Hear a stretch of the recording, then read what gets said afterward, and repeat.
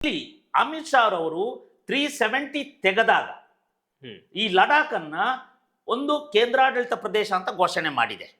ಆದ್ರೆ ಅಲ್ಲಿ ವಾಂಗ್ಚುಕ್ ಈ ಯಾರು ಸೋನಂ ವಾಂಗ್ಚುಕ್ ಹೇಳೋರು ವಿದೇಶಿ ಫಂಡ್ಗಳನ್ನ ಪಡ್ಕೊಂಡು ಅಲ್ಲಿ ನಮಗೆ ಪ್ರತ್ಯೇಕವಾದ ಸ್ಥಾನಮಾನ ಕೊಡಬೇಕು ಅಂತ ಹೇಳಿ ಚಳುವಳಿಗೆ ಇಳಿದ್ರು.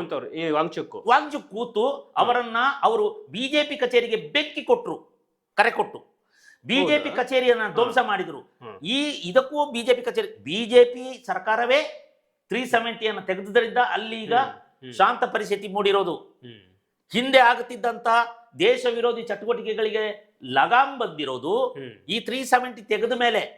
ಈ 370ಗೆ ಇವರು ಬೆಂಬಲ ಇದ್ರು, ಇವರೆಲ್ಲ ಅಲ್ಲಿ ಬೆಂಬಲ.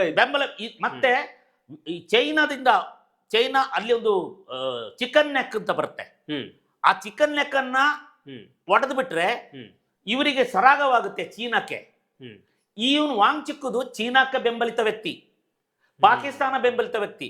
ಮತ್ತೆ ಇನ್ನೂ ಒಂದು ಬಹಳ ಒಂದು ಸಂಗತಿ ಅಂದ್ರೆ ಈ ವಾಂಗ್ಚುಕ್ ಇದ್ದಾರಲ್ಲ, ಸೋನಂ ವಾಂಗ್ಚುಕ್ ಅವರಿಗೆ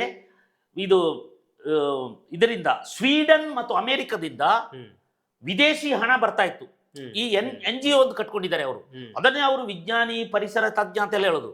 ಈ ಹಣವನ್ನ ಮಿಸ್ಯೂಸ್ ಮಾಡೋದ್ರ ಬಗ್ಗೆ, ಈ ಹಣದಿಂದ ದೇಶ ವಿರೋಧಿ ಚಟುವಟಿಕೆಯನ್ನು ಮಾಡ್ತಿರೋದ ಬಗ್ಗೆ ಕಾಂಗ್ರೆಸ್ ಸರ್ಕಾರ ಇದ್ದಾಗಲೇ ಮನಮೋಹನ್ ಸಿಂಗ್ ಸರ್ಕಾರಕ್ಕೆ ಅಲ್ಲಿನ ಪೊಲೀಸ್ ಕಮಿಷನರ್ ಅವರು ಪತ್ರ ಬರೆದಿದ್ರು. ಸೋನಂ ವಾಂಗ್ಚುಕ್ ಅವರು ದೇಶ ವಿರೋಧಿ ಚಟುವಟಿಕೆಯಲ್ಲಿ ತೊಡಗಿದ್ದಾರೆ ಅಂತ ಮನಮೋಹನ್ ಸಿಂಗ್ಗೆ ಪತ್ರ ಬರೆದಿದ್ರು. ಹೈಯರ್ ಪೊಲೀಸ್ ಕಮಿಷನರ್ ಯಾವ್ದು ಲಡಾಖ್ ಮೂಲದ. ಆ ಸಂದರ್ಭದಲ್ಲಿ ಅವರನ್ನ ಬಂಧಿಸಲಾಗಿತ್ತು. ನಂತರ ಈಗ ಮೋದಿ ಸರ್ಕಾರ ಏನ್ ಮಾಡಿದೆ ಅಂದ್ರೆ, ಮೋದಿ ಸರ್ಕಾರ ಬಂದು 2020 ಈಚೆಗೆ ಏನ್ ಮಾಡಿದ್ರೆ ಅಂದ್ರೆ, ಈ ಫಾರಿನ್ ಫಂಡ್ ಬರ್ತದಲ್ಲ NGOಗಳಿಗೆ, ಅದರ ಬಗ್ಗೆ ಅವರು ಸ್ಟ್ರಿಕ್ಟ್ ಆಗಿದ್ದಾರೆ.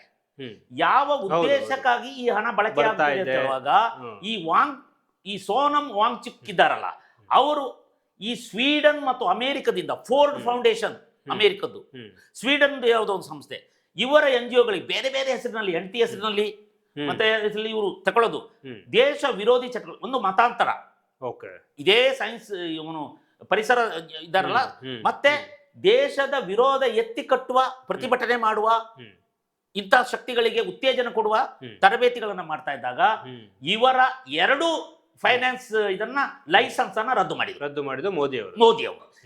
ನಿಜವಾಗಿ ಅವರು ಉಪವಾಸ ಕುಳಿತುಕೊಂಡ ರೀಸನ್ ಏನಂದ್ರೆ, ಮೋದಿ ಅವರ ವಿರುದ್ಧ ತನ್ನಗೆ ಬರ್ತಿದ್ದ ಆದಾಯವನ್ನ ಈ ಮನುಷ್ಯ ಕಟ್ ಮಾಡಿದ, ಅದಕ್ಕೆ ನಾನು ಇವರನ್ನ ಕಟ್ ಮಾಡ್ತೀನಿ ಅಂತ ಹೇಳಿ ಅಲ್ಲಿ ಹೋಗಿ ಕೂತ್ಕೊಂಡ್ರು ಉಪವಾಸ. ಅಲ್ಲಿಯೂ ಉಪವಾಸ ಕೂತಿದ್ರು, ಅಲ್ಲಿಯೂ ಲಡಾಖ್ ಅಲ್ಲೂ ಉಪವಾಸ ಕೂತ ಅವರನ್ನ ಬಂಧನ ಆಯ್ತು, ಬೆಂಕಿ ಕೊಟ್ರು. ಅಲ್ಲೆಲ್ಲ ಇವರ ಮಾತು ಕೇಳ್ಕೊಂಡು ಲಡಾಖಿನಲ್ಲಿ ಕಾಶ್ಮೀರದ ಯಾವುದು ಪಾಕಿಸ್ತಾನಿ ಬೆಂಬಲಿತವರು ಇವರ ಪರ ನಿಂತರು. ಈಗಲೂ ಅವ್ರ ಪರ ಇದ್ದಾರೆ. ಇವನಿಗೂ ಕೂಡ ದೀಪ್ತಿ ಯಾರು ಇದ್ದಾನಲ್ಲ, ಅಭಿಜಿತ್ ದೀಪ್ತಿ, ಅವನು ಅಮೆರಿಕದಿಂದ ಬಂದ, ಅಮೆರಿಕದ ಫಂಡ್ ಸಪ್ಲೈ ಆಗ್ತದೆ.